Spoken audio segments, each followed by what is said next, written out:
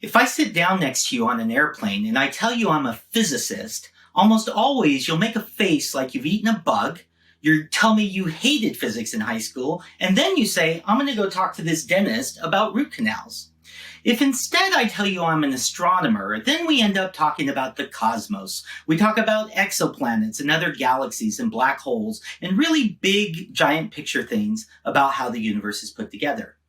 Why is astronomy so interesting? Carl Sagan said the purpose of all science, and astronomy in particular, is to figure things out. We can do science, and with that knowledge, we can improve our everyday lives.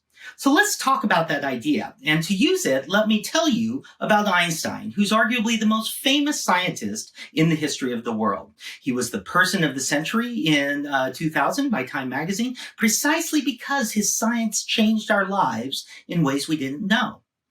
The most esoteric science that he did was something called relativity. In 1905, he told us that there's an ultimate speed limit in the universe. Nothing can travel faster than the speed of light.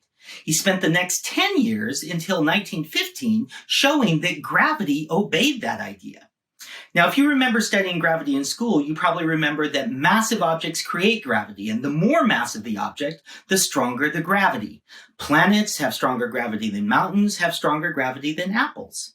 You probably also remember that distance also affects how strong the gravity you feel is. When you were born, the gravity from Mars was very weak, even though Mars is big, because it was far away.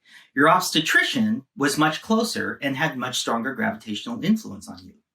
These two things meshed together in the modern world, and Einstein predicted that changes in gravity, because of changes in distances, would travel through the cosmos at the speed of light and be detectable by a person here on Earth as gravitational waves.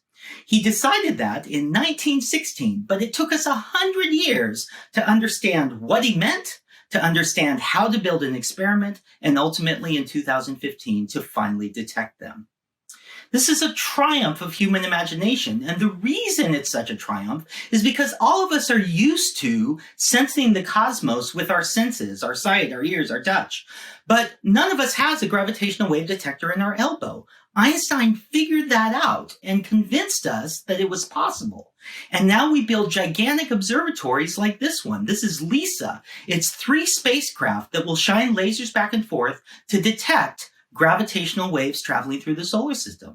Those gravitational waves will come from black holes merging with one another. It'll come from the 10 million dead stars in the Milky Way. They'll come from the absorption of small objects falling into giant black holes and from the titanic depths of galaxies themselves. It's all fun to think about, but you should be asking yourself about the Sagan quote of what possible use is knowing about gravity and all this astronomy stuff to humanity. Well, there's 3 answers. The first answer is we don't know what use it's for. That knowledge is for the future. We barely understand all of this science right now at the moment we're making our discoveries. It's not until much later that we'll be able to figure out how to use it to make our golf games better.